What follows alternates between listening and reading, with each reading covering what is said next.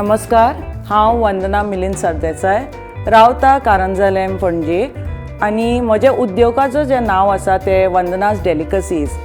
I specialize in cakes, chocolates, brownies, stuffed raw mango pickle, mango halwa, etc.